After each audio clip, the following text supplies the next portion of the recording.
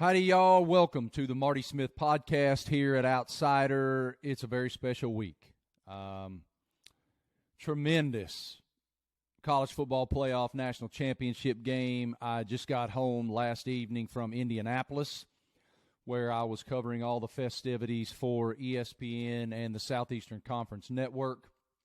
Had an absolute blast in Indy, and that city was overtaken by the Georgia Bulldog faithful. I don't know the number. My guess is it was probably 70-30 Dawgs fans there in the Circle City, and one of those individuals was the great Wes Blankenship, who made his way from Dahlonega, or wherever he lives, to Indianapolis. And first of all, brother, a good morning. Good morning. And congratulations. This is something you have waited your entire life for. No joke.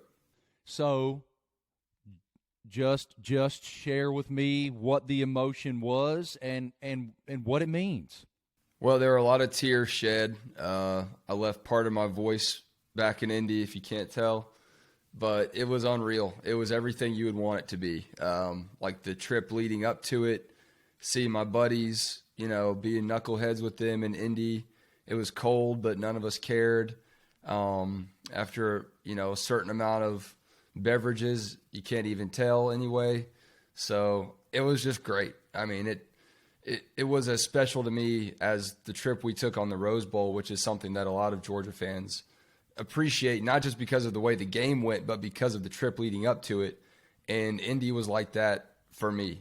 Just a lot of special memories outside of the game that made it bigger than a natty. But the celebration afterwards, I mean, just being in the building, seeing that Keely Ringo pick six, seeing the mailman deliver, pardon my pun, but he just completed that magical season.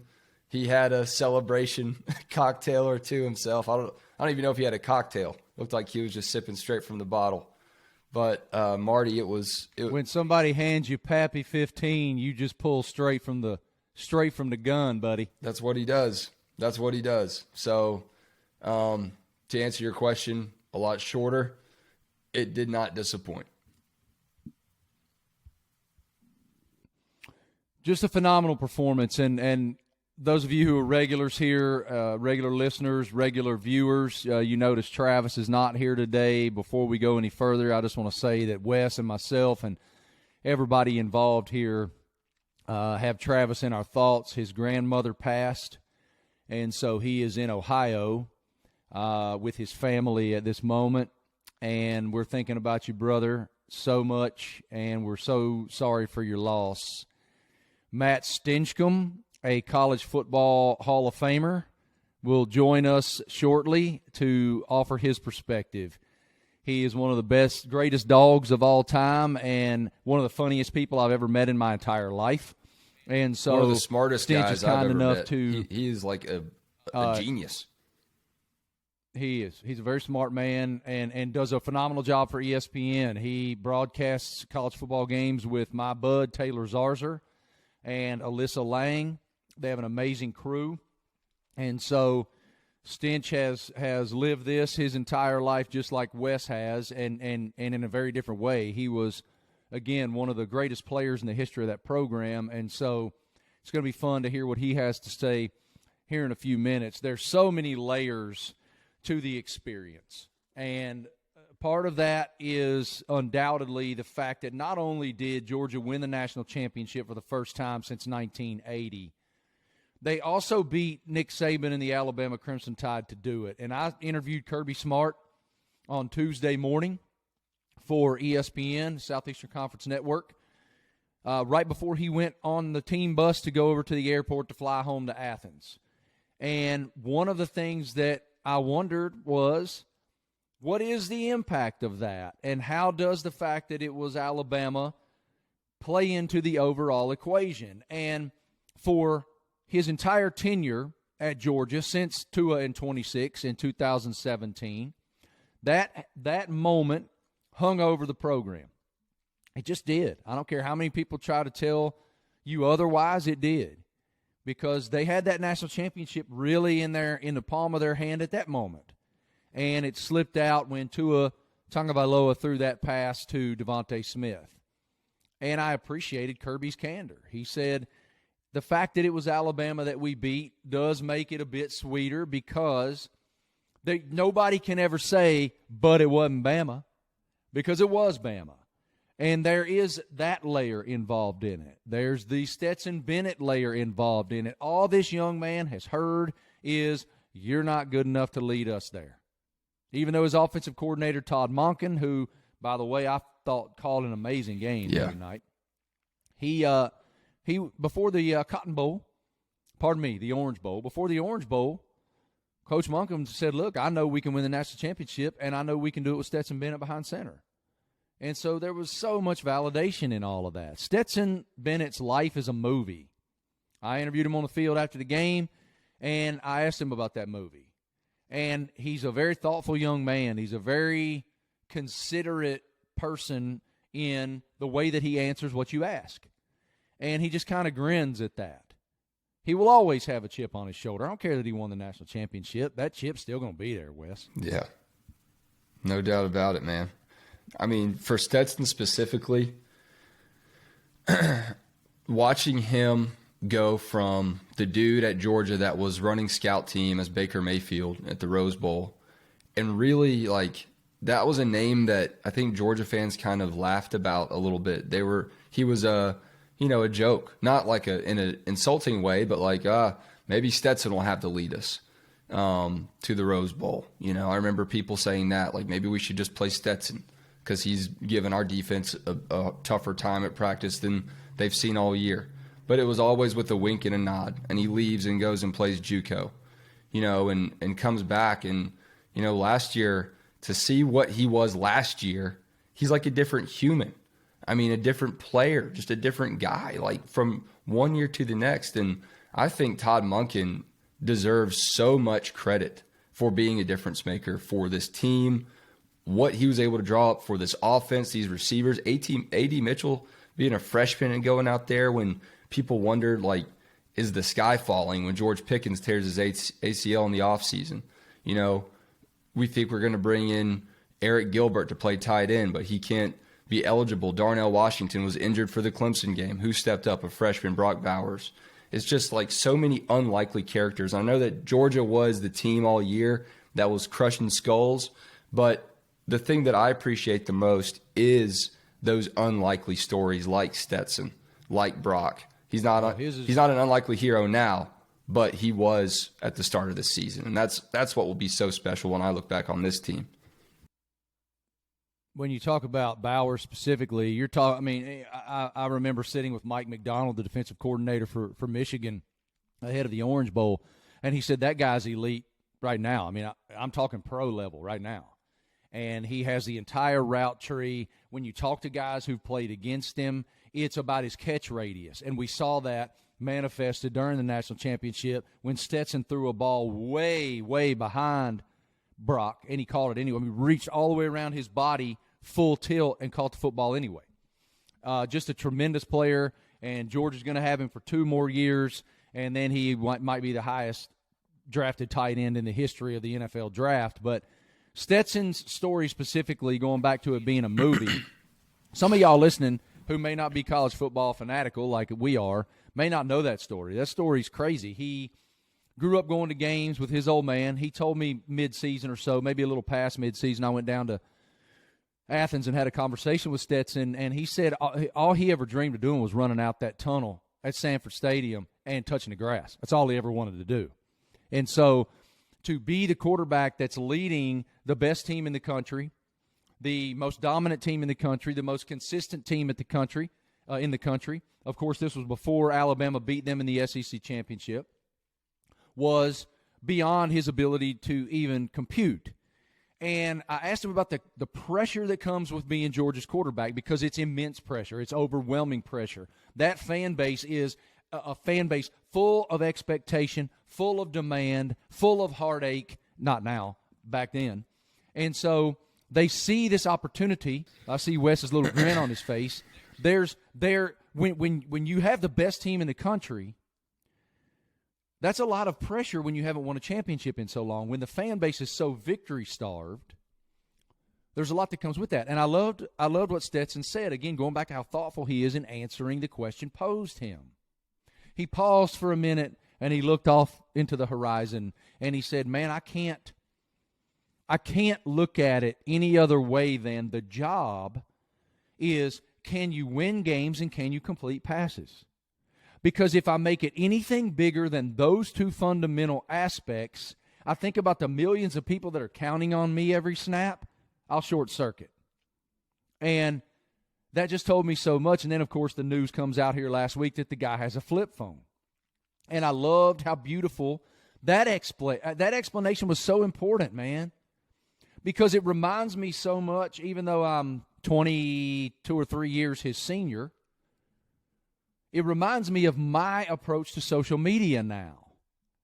And I'm envious why I of it, eliminated man. it from my life. I wish I had it. I wish I had a flip phone. Give me my Razor back. Me too. Like, I need it. I need that in my life. I was talking to my friends about it over the weekend or on that trip. They're like, man, like, what's it like to have your career depend on social media? I'm like, I mean, I'll do my job because I have to, but I would leave it today. Like, yeah, me too. I'm envious of Stetson. Me too. And look, we don't need to go all the way down this road because I will write about it in my next book, and it's something that we should really have a true, lengthy, in-depth conversation about someday, because I know it affects a lot of people in a lot of different ways. And speaking of individuals who impact billions and trillions of people on a daily basis, here he is, one of the great Georgia Bulldogs of all time, wearing the polo he won for birdieing 18 at the Kirby Smart golf tournament in Bainbridge back in April. The great Matt Stinchcomb, my man. First, congratulations to you, to Dog Nation. The floor is yours. Define what this is, what this means to all of y'all. Well, what it means is you better look both ways before you cross the street, because if you get hit by a bus, you're going to die happy now. You got a Braves World Series championship, and the Dogs finally win a national title. There's little to no hope for the Falcons, and I'm not sure anybody watches the Hawks anymore. So if that's the case, then I don't know what else we could hope for. You know, maybe a 10-pointer walks through your front yard and you get it back over them with a lawnmower. But otherwise, this is about as good as it gets. Yeah, after a career, a lifetime of fandom, of not seeing this, and then to have it happen all in one calendar year, I don't even know what to do with myself. Just right a now. few months. I mean, it's only been 4 months, man. I do not know what to do with my hands. I'm like Ricky Bobby. Hey, Wes, we don't have to do anything with our hands. We don't have to do anything anymore, really. We just sit in our chairs, kick back, relax, double jack. You know, it's one of those things now where I think that, you know, after 4 decades of torture, I mean, it really is torture. Those the SEC shorts where they do that thing with hope. Hope is just a fancy word for torture, really. It's more acceptable in social settings, and I think that's why they used it. Because otherwise, you're sitting there and you're going, guys, it's been generations, for crying out loud. We darn near squeaked one out. I was 3 years old when, you know, we last knocked this thing over the fence. So we were more than due, and I question what the work productivity of the state of Georgia is going to look like for the next couple of weeks, maybe months. Well, my boss is going to be listening to this, and I live in Georgia, so I just want to assure everybody that I'm working very, very hard. Wes is working very hard with his 3-day hangover, where he's pounding 100%, like pounding black, just Folgers black right now, dude, trying to get the blood recirculating from all the cold beer and Jack Daniels he's been consuming. All right, I know you got to have a text string with all the boys. How did that thing unfold during the game? Yeah, I'll tell you, I did not pay close attention to it during the game because let's be honest, guys. I mean, the defense looked great, and the offense was, you know, stepping all over themselves, and there was a few moments where it wasn't even the opponent on the field necessarily. There was a couple other folks on the field that we had some issues with. They kept dropping pieces of fabric on the field at inopportune times, and apparently had some visual issues. I don't know what happened in the replay booth. But there were moments where the phone was buzzing excessively, and I thought it's probably best for my mental health and arrest record if I don't check these text threads. And I think that proved to be a good decision long term. But Man, there's a lot before and after, that's for sure. my phone died. Me and a couple of my friends made it down to the section where Marty found a ticket for me, and I owe him big time. We'd already bought tickets, but Marty texted me. He's like, "Hey, we got one for you a couple sections closer to the field. So how can I turn that down?" So we squeezed down in there. There are a couple people that work for the SEC network that are my friends. I won't incriminate them, but they were sitting down there beside us too, and they're both big dogs. And my phone died, and I was like, man, I'd taken pictures leading up to it and throughout the game and stuff, but I sat there like we were talking about Stetson's flip phone. I was so glad I could just soak it in and not see it through a screen, and I've covered this team as a reporter and a journalist for the past decade, even back to college. And I gave up so many moments like tailgating with friends to, be in a press room and work for all this. And it just struck me like, I don't have to be working this week. I can hang out with them as they party leading up to the game, and I could just soak it all in as a fan. We went to St. Elmo with a couple of the guys from 680 Stinch. Hoyt was in there, and oh Lord, Los, and the Georgia coaches' wives were sitting at a table at the front of the restaurant, and everybody was cheering for them as they walked out of the restaurant. People start calling the Dawgs, and the ringleader in the middle of the room gets the cops called on him for calling. You were the there Dawgs when that happened? Well, that was y'all. I was at the back. I was in the back, Dude, that was a hillbilly headline on Marty and McGee. That's awesome. And I cannot confirm that that's why the cops came in. Apparently, he'd been having a rough night before that, and that's why the cops came in. But the optics of it just combined for a very special lead up to the game. You walk in, and Kirk and Chris Fowler, having their shrimp cocktails and wine and steaks or whatever, and it was just an all-time atmosphere. Eli Gold was in there too. I forgot. I meant to ask him if he'd heard of Coffee Town, but I don't think he was. Oh, you should have. Yeah, I kept moving, man. My head was on a swivel the whole time in there. But that moment was special. I roll up, when we first get into Indy, the Postal Service dispatch office is right outside of Lucas Oil. I'm like, if that's not an omen, I don't know what is. The mail person delivered mail to the bar that we were in at a embarrassingly early hour on Monday. So there was another omen. And then Kirby talked about how he saw Vince Dooley like right when he got to Indy, and he felt like that was a special omen. Like all these little moments that kind of led up to the game are things I'll look back on and be like, wow, that was truly a special trip. Yeah, with all that Postal Service references, I've heard a couple of people mention from the Bama side that might have been a governmental conspiracy that led to the Dogs winning. It's amazing the extents that we will go to explain things. I do wonder this now, Wes, because Collins Hill winning the state championship in football. You really do need to check your six, man, because this might be it for you. I don't know that it gets much better from a sports perspective. Yeah, Parkview guy here, you know how crazy that is to even say that Collins Hill won a state championship in football. But I made a vow on this show a few weeks ago that if Georgia completed the trifecta, I would get a tattoo to commemorate all three state, national, and world titles now for my team. I was going to bring that up before we got I'm working off on here. it. What exactly will that tattoo entail, Wesley? I don't know. I'm open to ideas. My wife's a graphic designer, so she'll have to sketch. You're golden. What is the Collins Hill mascot? An eagle. Okay, we got it. I got it right now, okay? Okay. There needs to be there's a G. All right, you got a G, and it's got to have a tomahawk kind of coming through the G with an eagle soaring above all. That's the tat, and it needs to be like on your inner thigh. That's where the tat needs to be located, Oh my Wesley. gosh! God, I would die.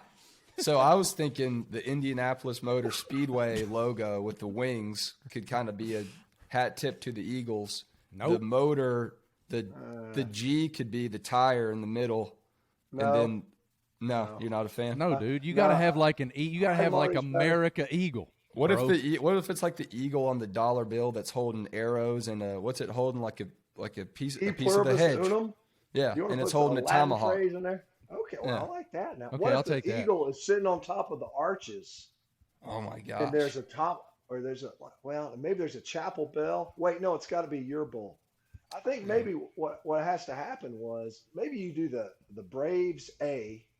Okay. Now there's not really a Georgia B, and then I don't know. I was going for the alphabetical thing just to keep things simple because you don't want people staring at your inner thigh too long. It needs to be something you understand immediately. I mean, this should guy there be clearly like was a Braves fan. Instant recognition. should there be a? I mean, Yeah. doesn't the United States Postal Service, aren't they Eagle?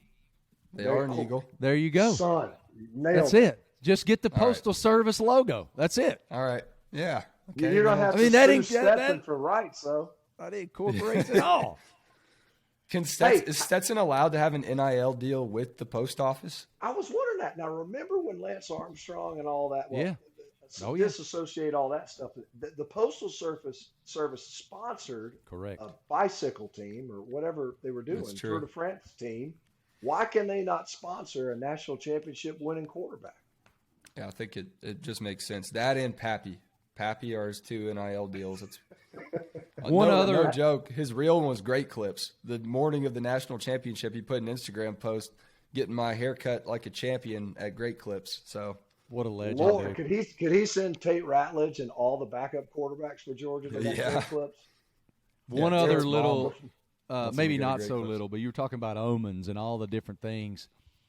McGee and I had Jeff Foxworthy on the Marty and McGee television program on Monday, and he read a hillbilly headline from Georgia about a old boy who shot an armadillo in his yard, and it ricocheted off the armadillo, went through the trailer next door, through the recliner on which his mother-in-law was sitting, and he shot his mother-in-law off an armadillo. It's like, whatever. Smokes. And it was the funniest damn thing I've ever seen in my life. I could not breathe. But so Foxworthy gets up after he reads this headline, and he turns to me and he goes, he mouths to me. He's like, "It's our year.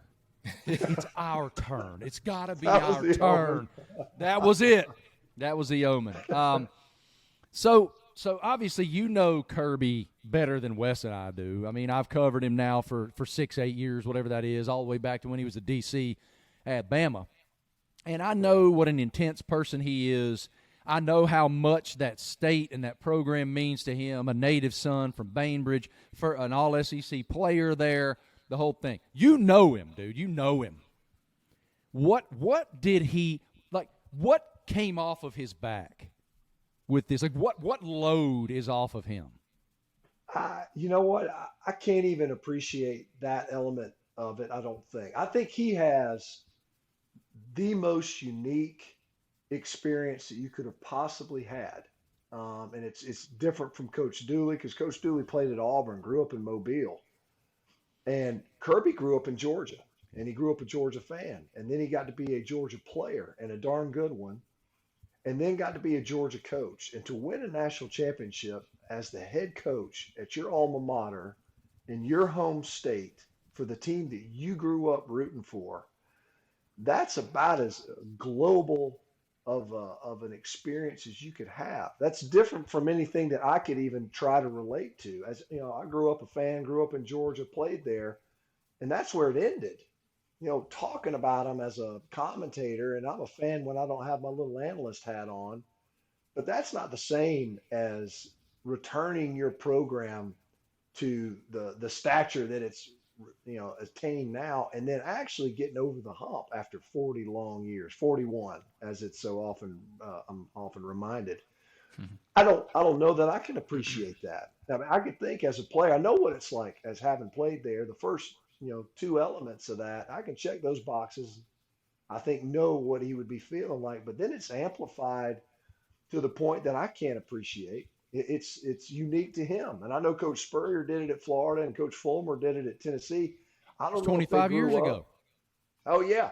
It's And, 25 well, years ago. and those guys, I don't, maybe they, I know Coach Spurrier didn't grow up a Florida fan. Yeah, he He's grew up in East Tennessee. Science Hill, Tennessee, Yeah. right? So he's not. I'm pretty sure that wasn't a real strong bastion of Florida Gator fans. In fact, Florida hadn't won anything until he got there as a coach, anyhow. So why would you be a fan of Florida? I don't know what Fulmer's background was, but I know Kirby's, and so it really is kind of a singular event for a head coach in that regard, I think. And so I don't know. I know for the state, I know as a player and fan that I mean I was amazed at how emotional it really was, and I thought I haven't strapped up a chin strap in 20 years. He for was anybody. floating, Stinch. He had to have been. After the game, I mean, I'm talking 1:15 in the morning, 1:30 in the morning. I was standing on the field waiting to interview Stetson and Lewis Seen, who that is a dude right there. I mean, that defense just blows my mind. We could go off on a whole tangent. We don't have time for right this second, but I was waiting to interview those two, and I did so, and then I walked down to the end zone where Kirby was doing Sports Center, I think, and he turned around and he came over and he gave me a big hug, and I'm telling y'all, his feet were not even on the ground. He obviously still, when I interviewed him yesterday morning, on Tuesday morning, he has not processed yet what all of that is. And I think as human beings, especially competitive human beings, I think when we have heartbreak like y'all had in 2017, I think you suppress that, you repurpose that in the form of fuel. And if I ever get the opportunity to do that again, damn it, I'm going to seize it. I'm going to seize it. I'm going to repurpose it. It's going to be my passion and my drive to make sure it doesn't happen again. And it might be, I mean, it might not hit him for months, but a lot of vodka tonics later. Hey, Wes, I'm ready to boil a mouthpiece after that. Marty's got me. He's got me wound up. I think you're right. I mean, Wes is gone. Wes has Stitch. He's done. He wasn't watching his six. Ankles taped. He's getting his ankles taped. Yeah, he's going to get that. He's going to get that fly like an eagle tattoo on his inner thigh. Wes is going to go. He's about to go cross body check the postal. The mailman probably just pulled up in the driveway. He just figured he'd go out there and night train it. Well, look, brother, I love your spirit so much, and I'm grateful that you took the time for us today to offer us that type of perspective. And congratulations, your brothers. Enjoy it. I know you do. I know you will. And I can't wait to see you soon. Thank you so much. We got to get you on again real soon. That'd be fun. Thanks for having me on, guys. Thank you, brother. Go Dogs. There it is. I knew that was coming. Matt Stinchcomb, amazing college football analyst for ESPN with my brother Taylor Zarzer and Alyssa Lang. They do a great job. And now he's going to float away himself off into the Bulldog horizon. See you, brother. Thank you so much to the great Matt Stinchcomb, who does such a great job on ESPN. He works with me there alongside my brother Taylor Zarzer and the great Alyssa Lang, calling college football games every week. And I just love his insight, somebody who's lived that Georgia passion his entire life. Thank you so much to Stinch. We've lost Wes. I don't know where he went. We were laughing. He might be off getting that U.S. Postal Service tattoo on his inner thigh now. Now I just want to take a second to preview an awesome interview that I did with Hardy. This guy has flipped Nashville on its ear, and you guys are going to love this conversation. As Brandon said last week, it meant the world to me what Hardy had to say about this interview. He said he really enjoyed it, said he really enjoyed the passion that we have here at the Marty Smith podcast for country music, and the way that there's variety in the format and the work that he's done. So I really think you guys are going to enjoy this one so much. Here's Michael Hardy on the Marty Smith podcast. So I was going to start in a different place, whatnot, but I'm going to skip around now. Okay. I'm going to start with Give Heaven Some Hell. I had a buddy when I was in 8th grade who died in a car wreck, all right? and we were kind of the different type, man. He was the first guy I ever saw steal his old man's Marlboros. He was the first guy that I ever saw, kind of, taught me how to cuss. And when he died, it was this weird void, I guess is the right way to say it. It was the first like real loss I'd ever experienced. And the first time that I heard that song, I hadn't thought, his name's Mike Morris. Brother, I hadn't thought of him in decades. And the first person I thought of was him. So my question to you is, how was that idea formulated? And if anyone specific, who's it about? So I have about 4 people that I have lost that I've been close to, and I guess I would say it's about all of them. Okay. It's not dedicated to one single person, but there's just a handful of people. Similar thing, man. It's from the time I was like, high school to a few years ago, and I get that question a lot, but it is not about one specific person. But the way the song came about is actually kind of crazy. So I have a song on my record called Truck, and the second verse of that has a similar thing where it talks about a sticker on the back of a truck that has, the date of a guy that died. And anyway, originally the last line of that verse was because he's given heaven some hell.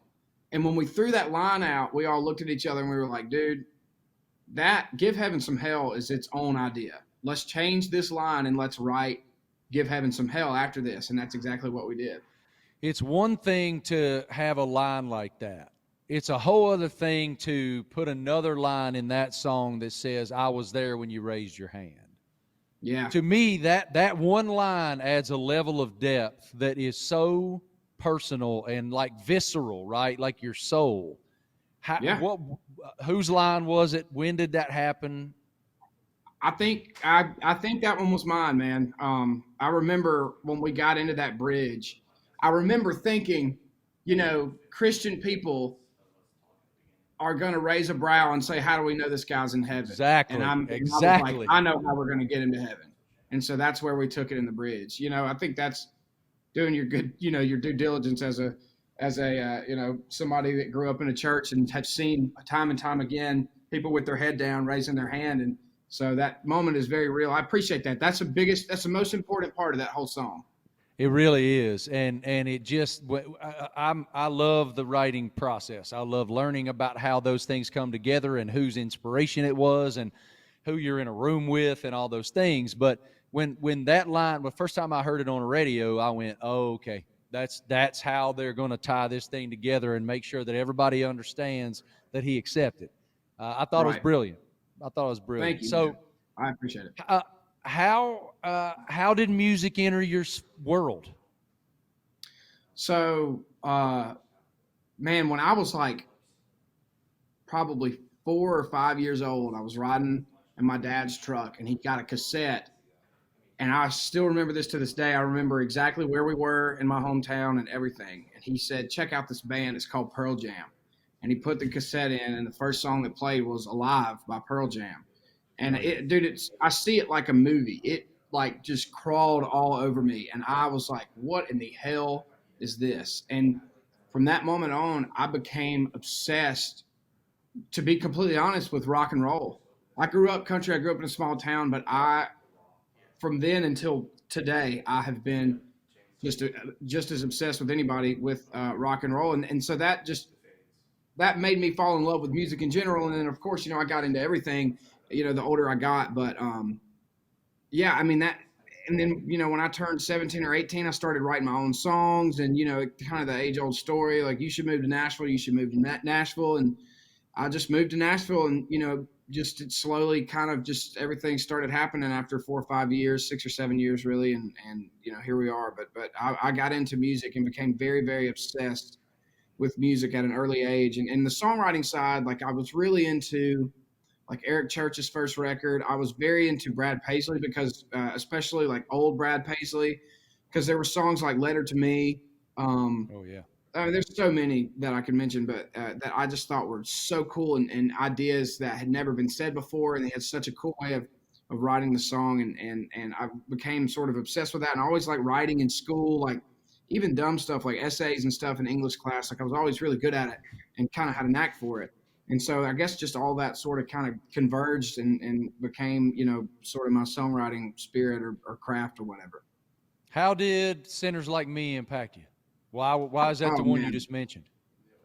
That one was big. I tell you, even though it was a little bit later, the song that got me was Homeboy. Because I had a good friend in high school. He and I were best buddies. We got in a little bit of trouble in high school, and he lived with me. He got kicked out of the house, and then ended up going to prison. And I moved to Nashville, not to get away from that, but it was kind of a nice, start over. I still talk to him, but I'd go see him in prison, the whole thing. But when I moved to Nashville, shortly, like the first 6 months I was there, Eric put out Homeboy.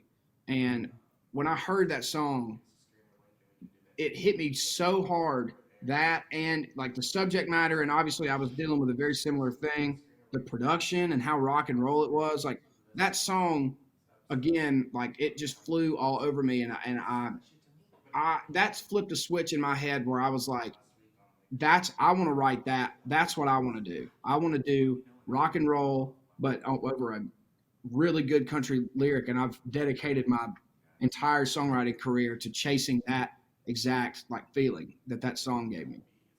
Yeah, it was different, man. That's Casey Beathard at his best. Mm-hmm. That song's about CJ and Tucker. And Yep. I just I agree with you. It's an amazing idea. What an idea. So how did growing up in Mississippi shape your worldview? Man, I guess good and bad ways, I definitely took everything in growing up, and I grew up just the most traditional, all-American baseball playing, country boy, teenager, you name it. I grew up about as cliche as a small town kid could grow up. And obviously just paying attention to life and how I grew up and the way things are in a small town have definitely helped me, be able to write that story over and over again. I'm thankful for a lot of that, but I'm also glad I got out because I didn't know how the world worked. You know what I mean? And I think traveling has been the biggest thing for my growth as a person, more than anything. So, but all that aside, I owe everything to my hometown for the way that I write songs. I'm the same way. I grew up in Appalachia. I grew up in the middle of nowhere, and it's one of those towns that you marry your high school sweetheart and you have a few kids and you move in a mile down the road from your parents. And that's awesome if that's your dream, if that's the way you want your path to go. But I was fearless. I had fantastic dreams. I knew I was going to get out and do something special. I didn't know what that was, but I knew I was going to do that. And God's blessed me enough where I was able to see I've seen things I never would have dreamed, man, and I'm grateful for it. Same. As you made your way through this journey, you were talking about it being 6 or 7 years before you really hit. It's a 10-year town. How'd you meet Morgan Wallen? And how did, in my opinion, I think you two really reshaped the format with being unabashedly, to steal your own line, to being unabashedly country and discussing those things that for so long on country radio were taboo. They wouldn't put that on the radio. Well, that was something I never understood because all of my friends back home, love that stuff. And there's so many more small towns than there are cities. There's a lot of the small towns fill in the gaps of America. And so I know that there's there's millions of people that speak that language. And to be honest, that's who your fans are. That's who your market is. And they want to hear that crap, man. And they had been deprived of it for so long. And I think it was just a perfect storm of kind of shooting for the stars as far as all the redneck stuff. But I met Morgan. He was just scheduled to write. I think the way I talk was probably top 40 at the time. Never met him before. He was still young. nobody really knew who he was. First single, top 40, which is really not a whole lot, to talk about yet. And so at the time I was living in an apartment. He was scheduled to write with me, and I got a text and said, "Hey, this is Morgan Wallen. Where do you want to write tomorrow?" And I gave him my address, and he came over and we wrote, and then we wrote again. And then I went out on the road with FGL, and he was out there with him. We rode out there, and we just became buddies. And then, around that time, I signed my record deal about a year after that, and he took me on tour, and the rest is history. We've been writing ever since. How do you define his ride? How do you define what he's doing? Because to sell out Rupp Arena 3 straight nights, and then to turn around and people don't play Bridgestone for a reason, and he sold that out for 3 straight nights. Yeah, it's Garth Brooks level shit. How do you define this or quantify this? I mean, he is the, not even to compare him to Garth, but he has become the country artist of our generation, I think. Wow. And how? I have a lot of, okay. One is the song. The songs that he's put out are great. He is kind of unapologetically himself. He's very real in a lot of different ways, good and bad. And if he was sitting right here, I'd say the same thing. But people resonate with that. People have fallen in love with him. They love that he's got a mullet. They love that he don't give a shit about anything.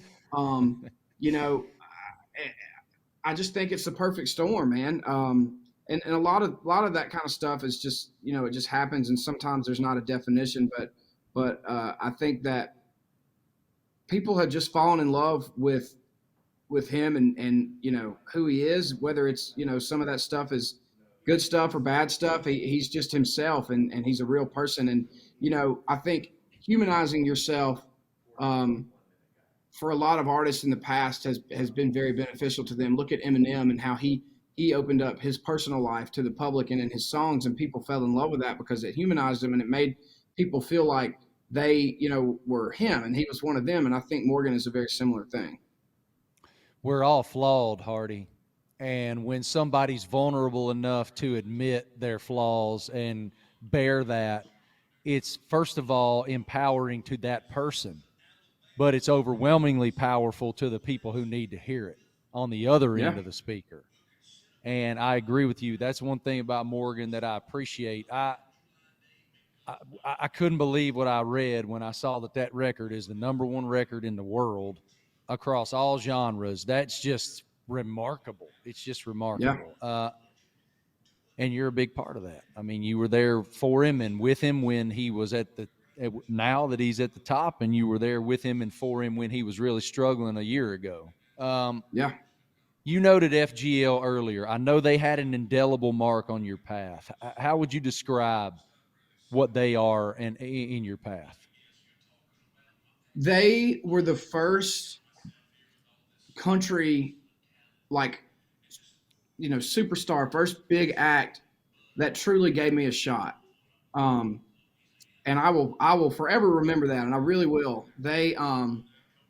I didn't really have anything going on, and they had me out on the road, and I got out there and I wrote with them, and I guess they kind of fell in love with the way I wrote songs, and they put me on the map, man. I mean, whether that was through them, I met all the big loud people, I met other artists through them. Obviously they were a part of Up Down. They singled Simple, and I had 7 or 8 cuts on that record. And I mean, they were behind me in the beginning with my record deal, and they had me on the record with Y'all Boys. I mean, they really helped jumpstart my career, and they believed in me. They were the first people to believe in me from like an artist platform. No doubt. There was nobody else at that time that was doing that for me. Okay, hold on. Let me back up. What was the cut that changed your trajectory? It was Up Down. It was Up Down. I mean, it's a great damn song. Thank you. That was my first. It was my second single technically, but my first hit. And yeah, that pretty much changed everything. That got me in rooms that I had never been in before. What are the emotions when you're in year 5 of those 7 years when you're just hoping? You know, I never got discouraged, man. Like similar to what you said, I when I moved here, and not even out of like cockiness, almost just out of stupidness, I never had a plan B. I never considered it. I just always, not even again out of confidence, I just sort of always just assumed that it was eventually going to happen. And there were times where I'd get frustrated, you know, like a song would get cut by an artist and it wouldn't make the record. There were a few of those, and I would get down. But, dude, I just kept my head down and kept going. I mean, truly, um, and I just knew one day it was going to happen. I just had a feeling. One of the things that matters the most to me at this point in my life, I'm a lot older than you, but when I'm in an SEC town and people walk up to me, no matter their age group, no matter their demographic, and they say, I love to hear you because you're speaking for us. You sound like me. And being a kid from nowhere, Mississippi, who made it, you made it, dude. What's that badge for you that you can be a beacon for that area and for the rural South in general? Dude, it means everything. Same. It means everything. And I think that was like, you know, that was the first chip on my shoulder that I had, you know, was I think a lot of people, you know, didn't think I was going to do it, didn't think I was going to make it. But to now kind of go back home and to be like kind of a hero, like a, you know, the guy that everybody was like, holy shit, I can't believe he did it, you know, and I'm singing songs for them and about them. And dude, I mean, it means everything. We played my county fair, the Neshoba County Fair, which is a really cool county fair. You got to look it up if you've never heard of it. But, and the amount of people that came to that was a huge moment for me because like, I knew I'd never really played like a good headlining show in Mississippi yet. And I just knew then like it hit me. I was like, oh my God, man, this is real. And it truly means absolutely everything to me. What are those emotions though? Like when you're looking back at the, you know, old Jim Bob that you were in gym class with down there singing every damn word you wrote, that's got to be different. It's a lot of mixed emotions. I'm proud, dude, on a very real level. Like there's this weird kind of emotion of guilt. Like, why was it me? You know? Well, you were willing to take the chance. You were willing to bet on yourself. A lot of people aren't. Yeah, I think you're right.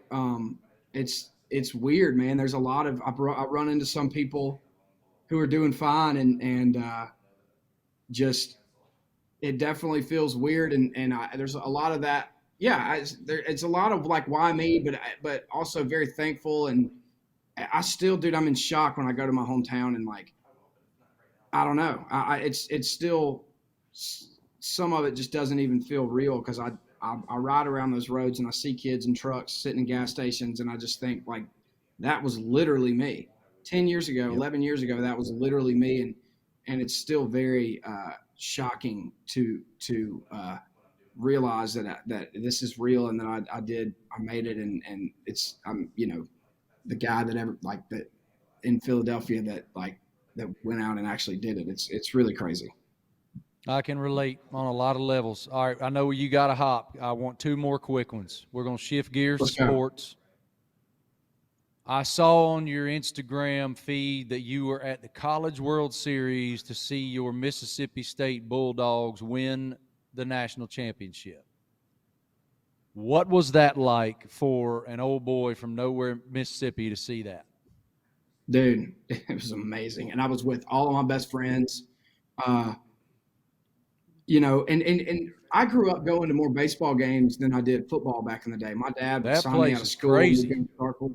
Dude, it's especially now, it's nuts. But very full circle moment, even for me, because how much I loved going to state baseball games back in the day when maybe we weren't as good as we are now. And to be able to say that I was there to witness Mississippi State's first ever national championship in any sport is surreal, man. And a guy that I've just become friends with, his name is Todd Reeves. He's the one that hooked it up for all of us, and he's a great guy, and I'm forever thankful for him. But dude, that was an experience of a lifetime, and I will never forget it. What is your golf past? Like, I'm watching these Instagram videos of you like flipping a damn club behind your back, like dude perfect, and then just laser beaming this. Well, I mean, you got like a 7-iron and you're hitting at 200. I mean, I don't know what the hell's going on with this, but what's your golf past, and what's your handicap? Man, I played in high school. And our golf team was really good, and it was a bunch of redneck dudes that we just played a lot of golf, and we got real good. And we'd go down to Jackson and just beat the hell out of these prep schools, and it was awesome, dude. But I've always loved the game. My dad played; he got me into it. I love everything about it, man. And I'm playing. I finished this year at like a 7. Damn. My best year was I played at a 5 2 years ago. Or actually it was 2020 during COVID, obviously, because I played golf all the time. But man, I love it. Love the game. Again, love everything. I love the etiquette. Like, I love everything about it. It's just it teaches integrity. You know, when you play by yourself, and self-control and a lot of stuff. But I just love. I don't even like watching it. I have some buddies that are on the tour, and it's fun to know them and know they're doing good. But I just like playing the game, man. It's fun. It's hard and has ups and downs, but I love everything about the sport. Walk me through that hole in one. Oh, dude. So I had already played 18. Me and my buddy were playing together, and we played another 9. And the day we played 18, and it was one of the worst that I had ever played. And anyway, so we played the back 9 again. So we played 10. We played 11. And, well, let me start over. My buddy, he's a lefty. Just like me, I'm a lefty, and I said, you know what, for fun on this last 9, let's play out of each other's bag. He said, okay. So anyway, it was 155 yards. I hit a 9-iron, and it was a big old cut. I hit it a little bit thin, big old cut, and it hit the front of the green, and the pin was all the way in the back, and it just ran all the way up the green and went in. It was awesome. First one. All right, I'll let you run. I appreciate you, man. I know you got to hop. Y'all are heading to the bus, I think, but yeah, we're getting thank ready. you so much for your time, man. I love your spirit. I appreciate you so much, and I hope y'all have a great Christmas. Dude, it was a pleasure. Right back to you, and I hope you have a good one, and we'll see you around, man. Yes, sir. Cheers, brother. All right. Cheers. Really appreciate Hardy's insight. I mean, I'm telling you, we're going to have that guy on again. We have to. He was running off to a show right after he got done talking to me. And there's so much more I want to know. I want to know about his relationship with Morgan Wallen, their best buddies. And I want to know more about those songs that he wrote for other people. And I want to know more about the explosion kind of into mainstream consciousness in the format. It's so hard to do, guys. Being a superstar in today's country music, I would say, what's different? I wouldn't say it's easier than it used to be. It's still an 8-year town, a 10-year town. But with all the streaming and all the different avenues for these artists to get their vision and their passion to us, there's so many more avenues than just terrestrial country radio right now, which still has tremendous power, but it used to be the only gatekeeper. Now these guys have all these different avenues with Instagram, TikTok. We've seen what's happened on TikTok with Walker Hayes. I mean, Walker's been in Nashville for a while, but when he blew up on TikTok, all of a sudden, man, it's different for him. We should have him on. Appreciate Hardy coming on. We're going to have him on again. I love his spirit. I love his authenticity. Guy's got a big fat lipper in, drinking a Busch Light while he's talking to me. That's my kind of guy. Thank you. Thank you to Hardy. And thank you so much to you guys. so full of gratitude for what we're building here. We got some stuff coming on the Marty Smith podcast. We got stuff coming at Outsider that's going to make y'all go, hell yeah, I want to be a part of that. I want to be a part of that, and I'm so grateful that I'm a part of it. I know Wes is. I know Travis is. Again, our thoughts are with Travis and his family right now following the passing of Travis's grandmother. Thank you so much to our law enforcement officials all over the country working hard to keep our community safe. Thank you so much to our fire and rescue, running into the fire to save lives, risking your own life for the betterment of others. That is such a selfless position. We're grateful. I'm always remiss to say thank you to our teachers. Having nailed the $1 million throw at the college football playoff, I had so many teachers walk up to me in the concourse, walk up to me in the airport Tuesday morning at the Indianapolis airport, full of gratitude that I made that throw. And to Eckridge Meats, to Smithfield, that brand who champions extra yard for teachers. Thank you guys. Really appreciate our military. Thank you so much for your sacrifice for our country. We live in the greatest land because we're free. Thank y'all. Have a great week. We'll see you next time.